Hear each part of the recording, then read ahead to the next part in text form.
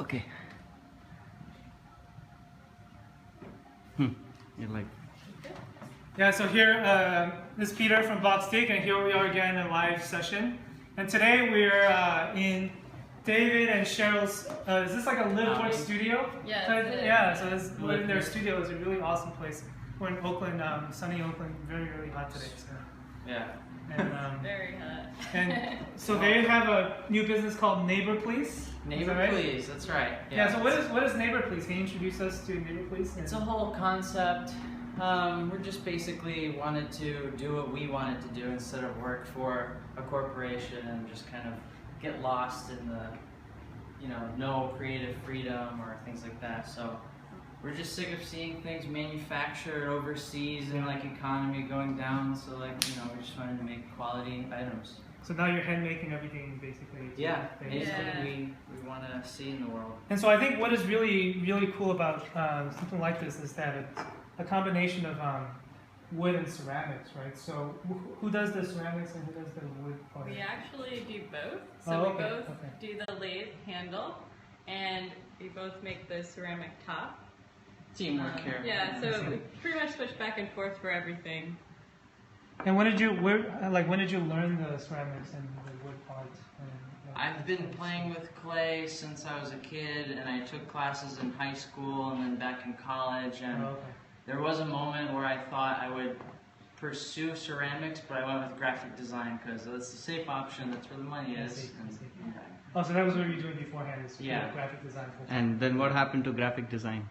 Graphic design just got a little, It got a little too corporate. We wanted to basically design, but design for good things and handmade. So basically handmade design. I was doing design for about 11 years. Like I went to RISD for design, and now I want to use that to make things that people can use in their everyday that are art, but that are also useful. So you feel like tied to the object. Yeah. We like art, but so you guys moved here in California in the last year? Yes. Yeah, last August. So it hasn't been a year yet. Took all our stuff and drove across, and then we actually found a lot of these tools were all from around here. Oakland's like totally filled with all this machinery. So why Oakland? Of all the places in the country you could move to? One of my friends moved out here, so I was like, oh man, I miss that guy. So I moved out here, and he was right. It's an awesome place. I visited here last September, or 2 Septembers ago. Okay. It's really like full of different artists and has more sense of community than where we came from, which is Connecticut. It's more financial there. Yeah, so could you take us through a process of maybe making one of these? Sure. You want us to talk about it? Yeah, let's talk about it, and maybe you can show us how we can show them the spoon, I think. Yeah, let's do it. Let's do it. Okay. So well, we first the clay part first. the clay part first. Yeah. Okay. Let's go to the kitchen. How did you find this space? This is so cool. It was It like found us. divine intervention, basically. We were driving across the country, and basically on like the middle of the week on Wednesday, we got a call from a friend of a friend who found this place, and we got hooked up with it. And basically what happened, and we just threw by the seat of our pants and showed up here. So what are we making now? The spoon head is made out of porcelain, so this is it in the wet form. Just slice a bit off right there. And then just roll it out, basically. Made this on the lathe myself here. So constantly I find myself spending more time making the tools to make things instead of the things. So you even make your own tools. Yeah. And your website again is neighborplease.com? Neighbor, that's right. Okay. So you get this slab here. It's like pizza. And where do you get this slab from? Like you buy This stuff? clay? Oh, there's tons Yeah. of clay suppliers out here.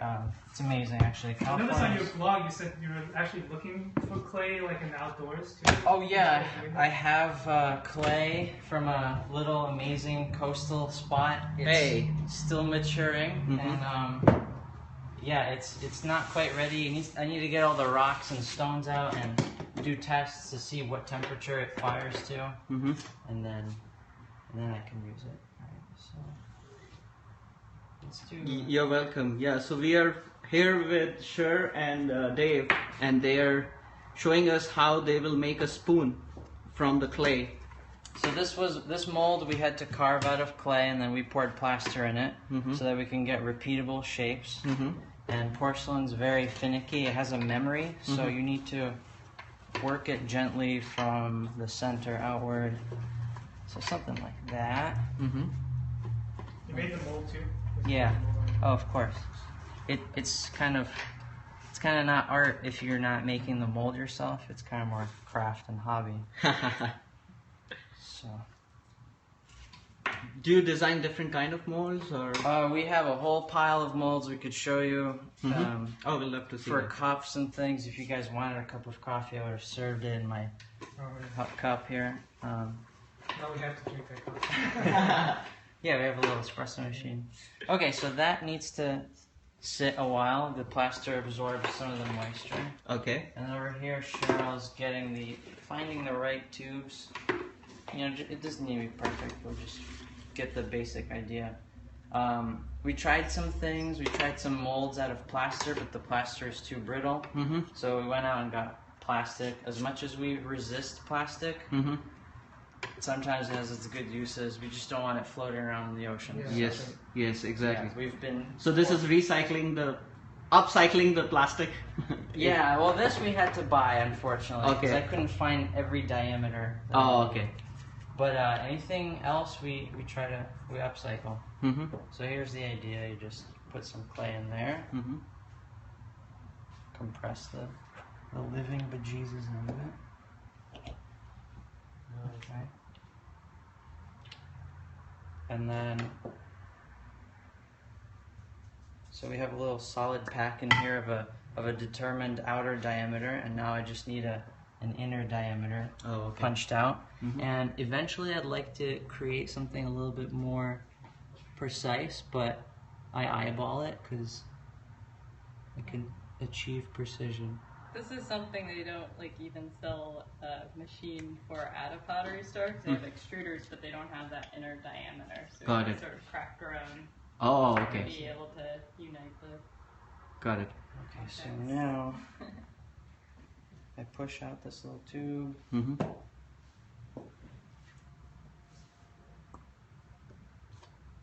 Make a.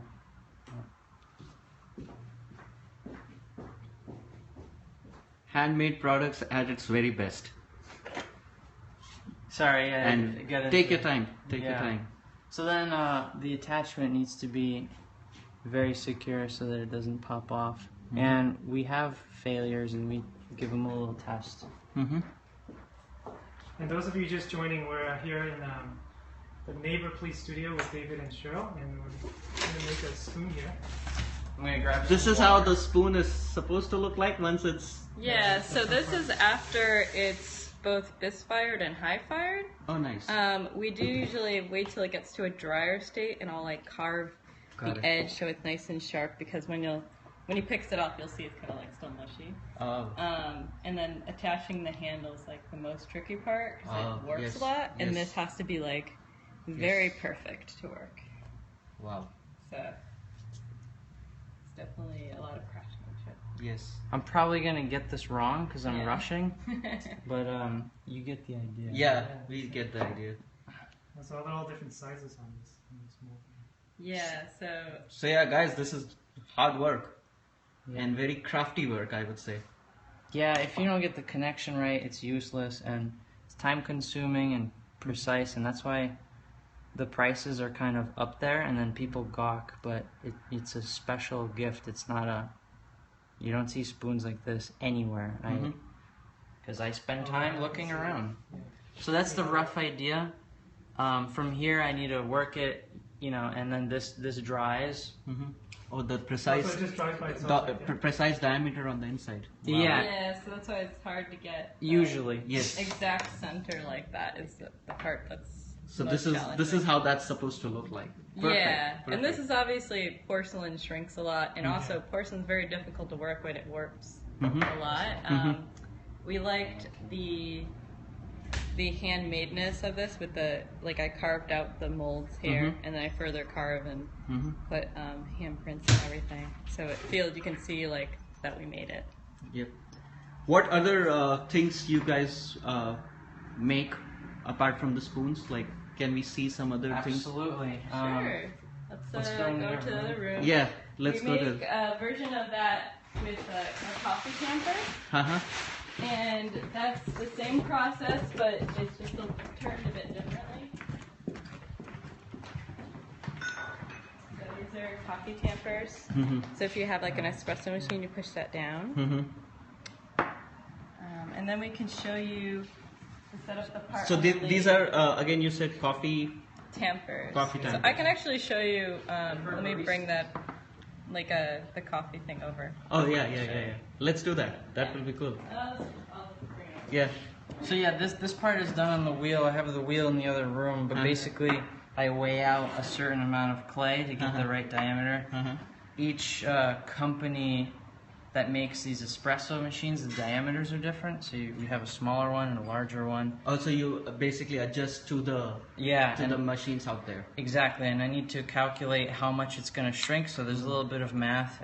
Didn't think I'd have to use math, but I throw this on the wheel. I make a little. So these designs are also available on your website.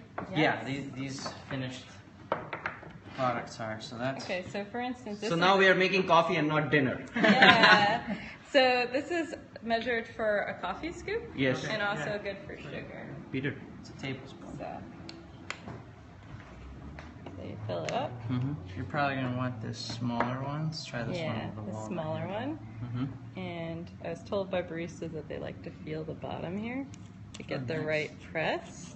Nice. And that's the key to having the coffee taste good and not bitter because of how it presses out. So Needs to the be height low. of Now this- I want coffee. Yeah. Okay, well, So you we'll can do definitely that. make you You guys some. are also coffee experts. Yeah. Well, we and got- so we may also make these Yeah. cappuccino cups in their European size, so you're not too. Those Crazy. huge cups in Seattle. exactly, Jeez, it's yeah. like a bowl of soup. And that way it doesn't get cold too. Cause So the machines can try and recreate, but U.S. handcrafters will always have work. That's what Yeah. somebody says. Yeah, thank you for that Where do you comment. end Awesome. up burning the kiln? Right now, I go the studio that I work at. I'm a studio tech at the Berkeley Potter Studio. Actually, it's called the Potter Studio. So I fire my stuff there right now, but we're gonna do a Kickstarter later to hopefully get our own kiln hooked up here. I just want to play with electricity because. And when Yeah, are you starting exactly. the Kickstarter campaign this end of the month? that'll be going out at the end of the month, so late July, early August. And we're also having a promotional giveaway of this particular spoon. Oh, nice. So all you have to do is go on to the Neighbor Please Facebook page, and there'll be a post that says giveaway. And you just like our page, and you make a comment on the post about why you like handmade things, and put hashtag Neighbor Please and hashtag giveaway. And that's it. And we're just going to pick the person who has the most likes on their comment. So Have get your compelling friends, reasons. We would like share to with know. your friends, and we kind of want to know, why are people choosing Why are we handmade? doing this? Yes. Yeah, I know why I like it, but I want to know why other people like it too. Exactly. Could you tell me about this piece of art? This right here is a dark clay just thrown on the wheel, and I make a bowl. We've all seen handmade bowls, but then I hand carve this texture here. Wow, this is very intricate. Yeah, so Urchin bowl? yeah, this is our urchin bowl. It's been compared to Sumerian art and punk studded belts. So I basically catch it at the right moment and just go totally zen and carve these things by hand, Wow. row by row, and then column by column. And how do you get that color? This right here? Color pattern. This is a combination of two glazes, and it just melts and creates a glassy texture here, so you can eat out of it. So this is like a clear, and then this is a white with another white to get these ripples, because just seeing them run throughout the spikes is just fascinating to me. So Wow. And these are also available on your website. Yeah. totally, Okay, yeah. cool. That's Cool, the cool. Good snack bowl snack bowls. version. Cool. What's that? Lathe. What's Okay. lathe? This is how Yeah. we make the handles. So we're gonna pull it out and do a demo. Yeah, let's do a demo. Okay. Need some safety Thank you glasses. for your Wear comment. glasses. There you go. So yeah, we are getting all ready to do some manufacturing here, some handmade manufacturing. Let's set this up. The website name is neighborplease.com. That's Yeah. right. Neighbor, How'd you please. come up with a name? Just sitting around, bullshitting, smoking a joint, and then just things just getting to me. It's kind of like it's probably not totally appropriate or PC, but you know, it's like, neighbor, please, like, stop playing around with, stop bullshitting, stop, you know, deceiving. Uh-huh. Stop messing up the world. Like Exactly. basically, Like, do we're all what on you the say. same planet. Yeah. Why are people being jerks to one another? It's just ridiculous. But you know, there's lots of people out there. And everyone's connected, really, too. So like your actions really do affect everybody, either positively or negatively. So it's great So to be on the positive So side. we decided to, Yeah, sure, that's right. although this is a small change to just make things by hand, we think that, no, it's okay. We think that it matters because like people's dollars will go to us. We'll go spend it at like some farm locally, you know, or buy someone else's stuff because we like art, and then that way it sort of starts breeding an economy here in America, and then there won't be this giant issue. I mean, it's like it's such a tiny ripple in the ocean, but might as well do it. Yes, for sure. We're being the change we'd like to see. This is how we're doing it. That's very impressive. Oh, sorry. I'm glad you think so. It's such a small, simple thing. Do we have another pair of glasses? Yeah, there's some like chemical goggle ones. Oh, the chemical goggles. By the way, this is the Neighbor Please workshop. Just showing you guys around. Yeah, the workshop itself is really cool.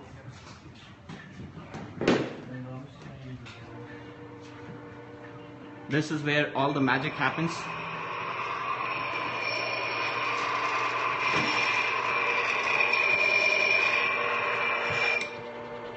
Just sharpening it so.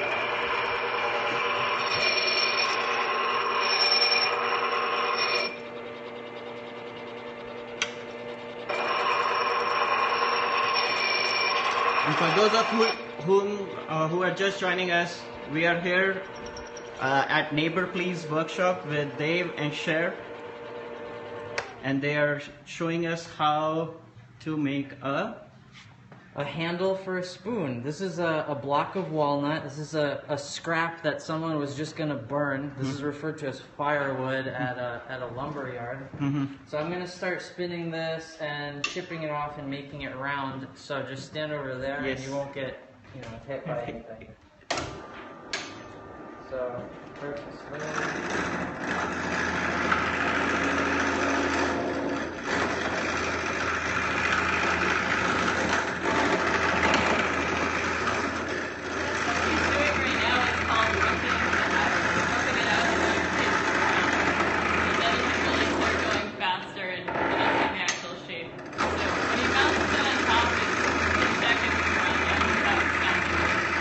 How long did it take you to learn this? A couple of months to really finesse everything.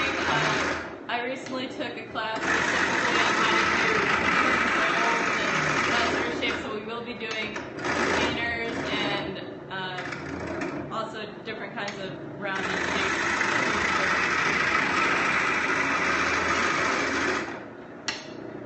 Where did you take that class?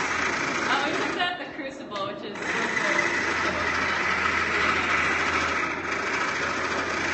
learned all this in the past year, basically? Like Yeah, I'd say in like the past couple of months.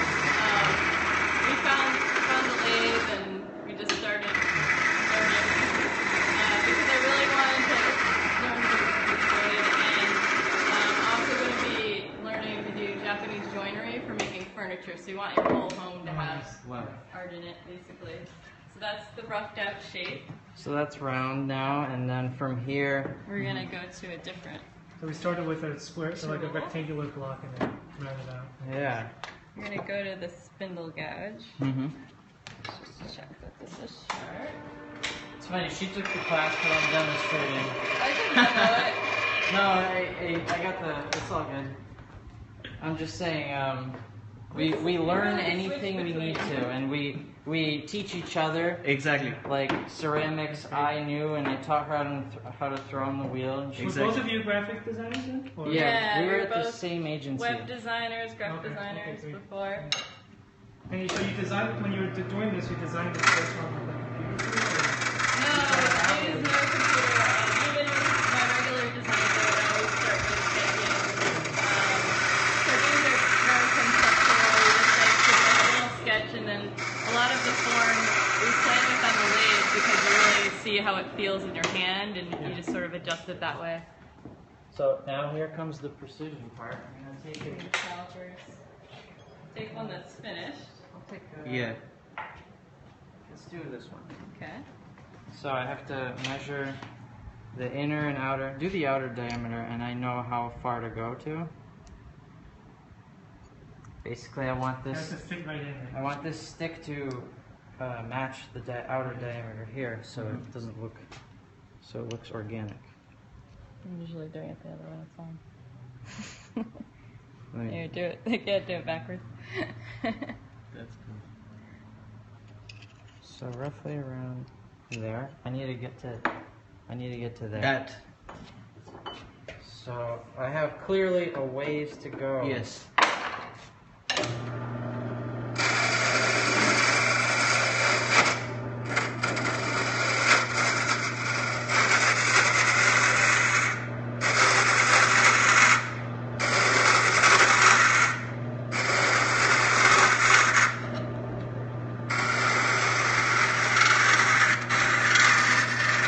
For the starting part, you really get the silhouette first before you do the joinery. So it gets very delicate. Uh-huh. And he's leaving some space on the ends because I can it see needs to right be here. cut off. So you actually probably want the parting tool for that part. Yeah. Parting tool and then take a skew. You just wanted to like finish the silhouette first. I'm gonna make the rounded butt of it right here. Okay.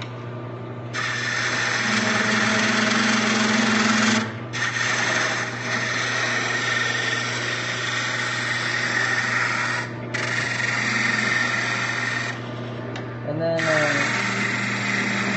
I spend a lot of time staring at the shape right now. Right now it's really ugly. Mhm. I'd have to smooth it out so that it's a fine profile. It's like I look at it like a sleek car or something. Then do you polish it later also? Or? Yeah, we like glue it on there and we sand it, and then we also put a layer of solid gold finish.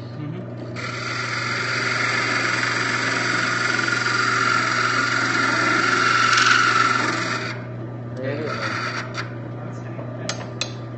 So now I would measure the inner diameter of this, Uh-huh. and then make a stem, make this shape sexier, make it complement this spoon head, Uh-huh. and finish it. It takes about like 3 days to keep coating it, so it builds up this waterproof layer on the outside. Cool. And then we get the final product. Yeah, so you basically get this sort of a shape. That's it polished already. Yeah, this is finished, and then we join that on there. This one's a little. You have to glue it when you put it in there? We put a little dab of epoxy on the end just for insurance, but it really will fit very flush. That's why So the it's not going measurement to is turn. so precise. Yeah. Yeah, and that's why this part is like key. and why Because it's it has so to be challenging. very straight. Straight, otherwise you won't fit in all the way. Yeah. So for everyone who's just joined us, the website is neighborplease.com, and they have a special going on right now on their Facebook page, facebook.com/neighborplease. It's running a promotion on Facebook. We're giving away the spoon. And all you have to do is visit our Facebook page, like our company, and post on that giveaway that why you like handmade things, #neighborplease, #giveaway. And Perfect. we'll pick whoever has the most likes. Perfect. So you need to have your friends canvas. You need to canvas your friends to like your Oh, post. so you're making you're getting into accessories. So these are called natsuke, which are based on these miniature Japanese sculptures that used to be on kimonos. But I thought it'd be fun to wear a mini sculpture for jewelry. Wow. So I sculpt these out. I start with a basic form that I slip cast, and then I carve into it so that it's like perfect all the way around here, lots of detail. And with the kiln, you can sometimes get some nice blushing from the firing, so you see like the fire. And then I use reclaimed pieces of wood for the needles. So it's Mahogany. conceptual. Yeah, these are mahogany. So you get the part of the tree and the seed. And in particular with this one, the pine cone is relative to the third eye, so it's the seed of life and like thinking about consciousness. So The pineal gland. yeah. The not pineapple. The Not the pine cone has pineapple. always That is really good. represented the Yeah. pineal gland, so you'll see it in weird places like on top of the Vatican. Yeah. But that's you a get to wear that on sequoia. yourself. So that was a sequoia pine cone. We saw this in nature and we're like, God damn, that's beautiful. How does a sequoia grow out of this and then live for centuries, and like Columbus and like all that stuff happens and the sequoia is still just growing. It's amazing. Something to think about. And we transformed it into porcelain here forever that will outlive that sequoia. Cool. That's really So cool. this has been really good. Thanks, Cher. Thanks, Dave. Yeah. Their website again is neighborplease.com. Exactly. And for any one of us who liked our scope session, you can follow us at Boxteak.